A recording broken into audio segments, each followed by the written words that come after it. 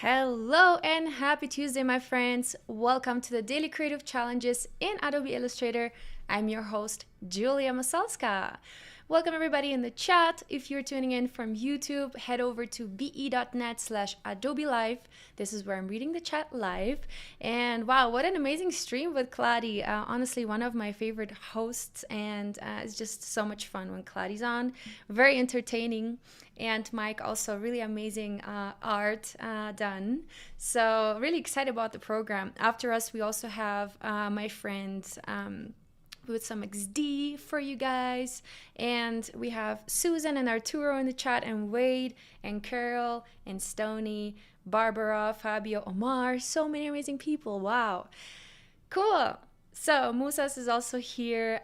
Friends, today's challenge is going to be really fun, and it's going to be going a little bit more into depth of typography. And we're having this challenge series all about logo design, right? And typography is such an important part of logo design. Welcome everybody in the chat who's joining us from YouTube. Head over to be.net/Adobe Live and ask your questions live so I can read them. Cool. All right, friends, let's get started. For all of you who are new here, we can go and head to behance.net/challenge/illustrator. This is where you can get all the info necessary for participating in the daily creative challenges. You can click take the challenge, and then you'll even get email notifications whenever a new challenge is live. Then each day we have a new challenge unlock. You can see yesterday we had some lettermark design, and today we're going to be designing a word mark using the tracking adjustment tool. All right. So here you can also join the community chat, which is our Discord channel, and you can also find it right here, bit.ly/AI Discord. And this is where you can submit your daily creative challenges, and this is what it looks like. Ooh, look, some amazing work we have. This one from Carole from yesterday's challenge, lettermark design. Great job. And then we also have Benji submitting some logo lockups from challenge number 2. Great work, everyone. And here we also have Agelos submitting some logo lockups for plant nursery. I think this looks amazing. And then we also have Agelos submitting challenge number 5. How cool is that? So feel free to rewatch yesterday's video if you haven't yet, and participate in the past challenges as well. But today's challenge is going to be all about designing a word mark and all about tracking and kerning. And what is that? What are all of these terms, and what do they mean, and how to adjust them, how to balance your typography. This is what we are going to be working on today. Now, if you don't know, you can click Get Started right here, and you can get the starter file that you can open up in Adobe Illustrator. You can also rewatch all the other videos or get the starter files on behance.net/challenge/illustrator. Now, I would like you all to download this file, so please click Get Started and download and open the file in Adobe Illustrator. And this is not what it's going to be looking like, but very similar to this. I have actually added some more explanations so we can go over some typography terminology today. So we're going to be talking about tracking, kerning, and leading. And I want you to know what that all means and how to adjust all of these things. All right, so once we select a piece of typography in our document, or maybe we can just create our own by using the type tool, create a window, we can see we get all the character settings right here on the right side in our properties panel. If you don't see the properties panel, head over to window and activate properties. Properties panel is really helpful to show you the tools necessary for whatever you're doing at this moment. So whenever we select a piece of typography, let's say we're going to select this one, we can see there are some adjustments here. And it's not only the text size. So right here we do have the font size. Then on the right side of it, we have the leading. And what the leading means, it's the difference, the distance between the lines, right? So if we go on here and start adjusting it, and lowering it, you can see that our text goes up. So the distance between the text lines goes up and down, right? That's called leading. And we can see right here, I also kind of described that. So the distance between these two lines is called leading. Then what we also have is tracking. And tracking, what it does is adjust the distance between the letters, right? But in a whole text object, it adjusts the distance between the letters. So here I can go in and adjust the tracking between my letters. But it's not very precise because it doesn't really say anything about the distance between the letters, the single letters, right? That's called kerning. So when you kern, it means you adjust manually the distance between the single letters, right? And one thing that you can do here is, so we do have some kerning options here, and we have optical and auto. So if I set it to auto, let's zoom in here a little bit, you can see that this is what was preset by the type designer, right? So the type designer already preset some kerning for us, but we can also go in and adjust it to optical. And what the optical adjustment does is it sees the different letters, the different shapes, and measures the difference between them, and adjust the optical kerning in the letter, between the letters. So I think that tool is really, really amazing for us to play with. All right, so how's everybody doing in the chat? We have Robert is also here, and Richard, and Arshad is here. Aaron is here.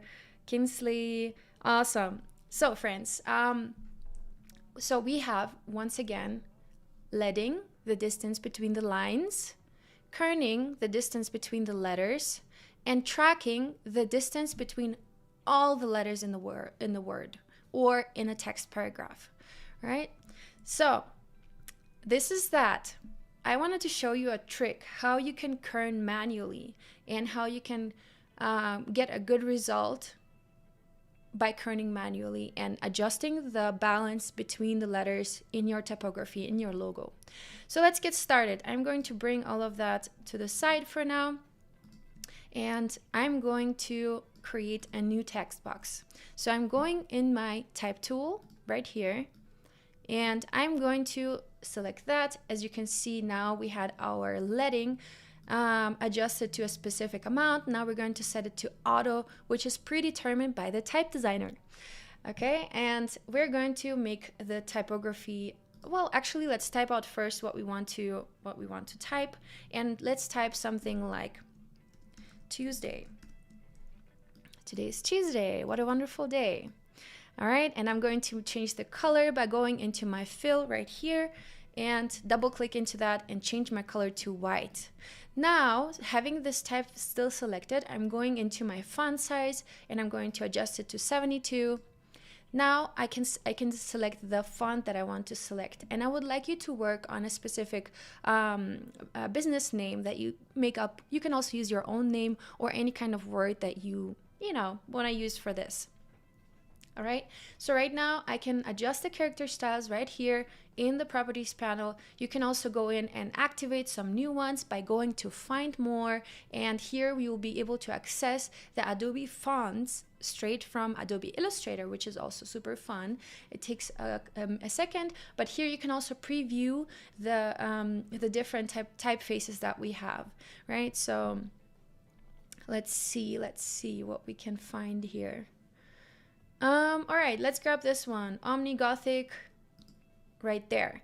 And to download or to activate this font inside Illustrator, all you have to do is click the little cloud right next to it where it says activate. So I'm going to activate this font, and then I'm getting a message asking, do I really want to activate this font? And I'm clicking OK.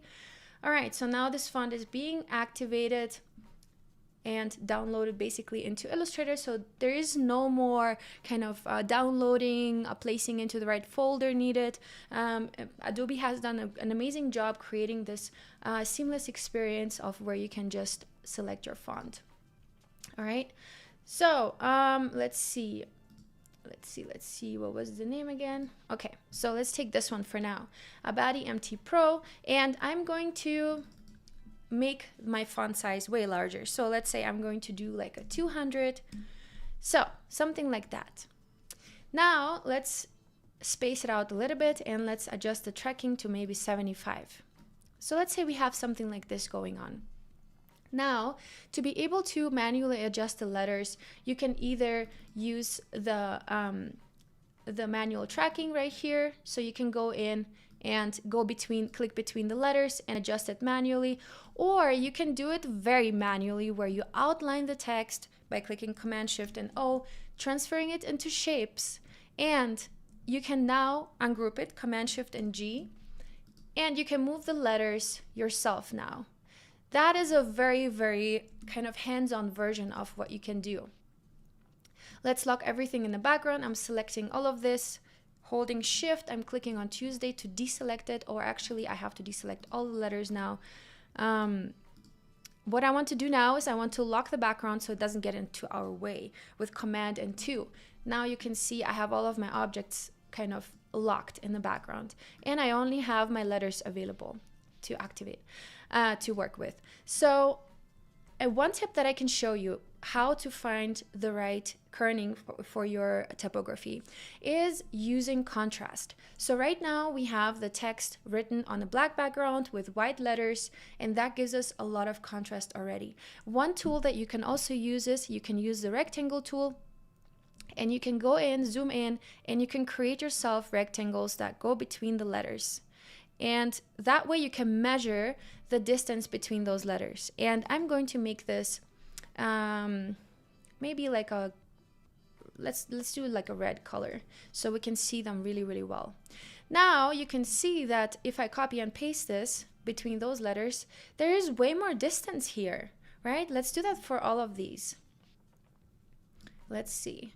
So you can see the distance is always different, and it's not very well balanced at this moment, right? So this is not what we actually want, right? See, they are all kind of different distances. Now, one thing that you also have to keep in mind, so right now I'm only determining the vertical distance. So right now this is only the vertical distance. But if we look at some of these letters, let me actually finish this real quick. There we go. So you can see that right here between the A and the Y, there's only a small, tiny space. And why is that? It is because there is a lot of white space between those two letters. So to see that, what I'm going to do is I'm going to create another rectangle like that. And I'm going to make that maybe like a green color or yellow color. And I'm going to place that right underneath. And you can see now, let me actually make the Tuesday black so we can see it. So we can see that better because yellow and white don't have a lot of contrast. So let's do something like this. Now you can see that there is some spacing around here, although the spaces between the letters are so small.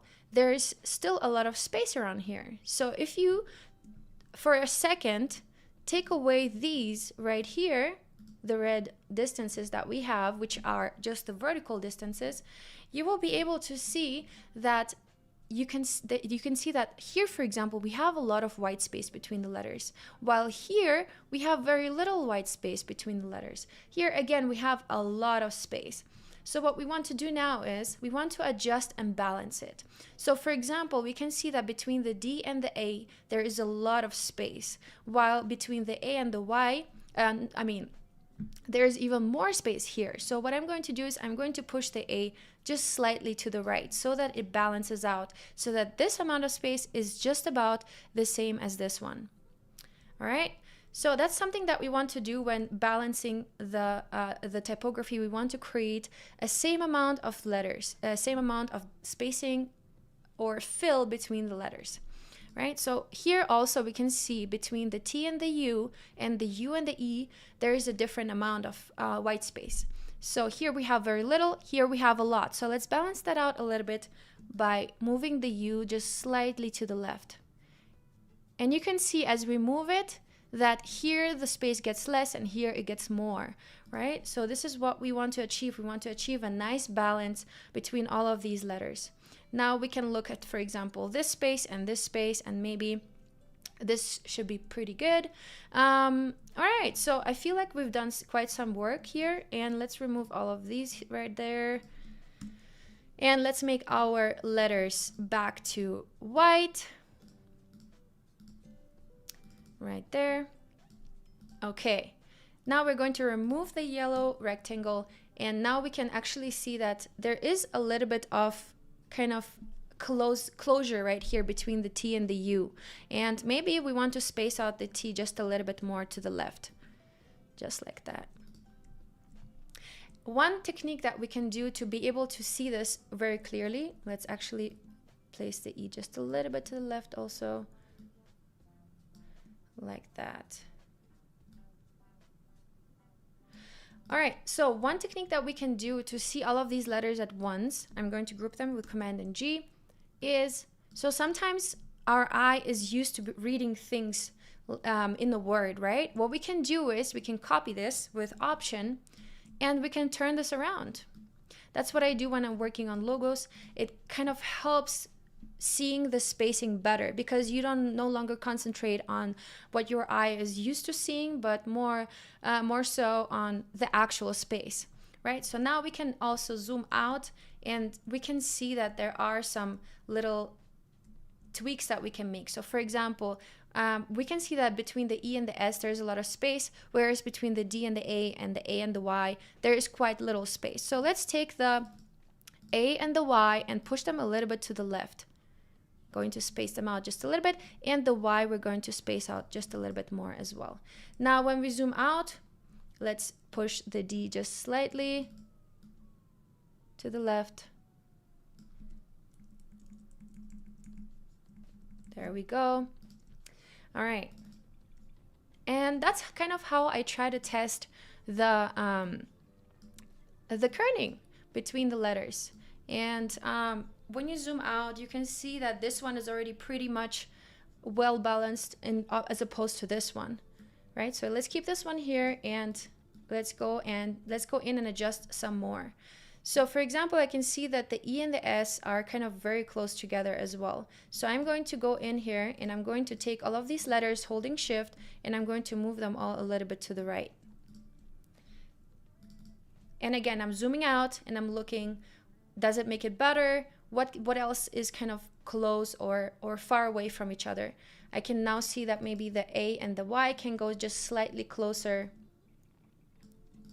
just like that. And you can see that this version right here is already way more balanced, way more kind of better spread out than this one.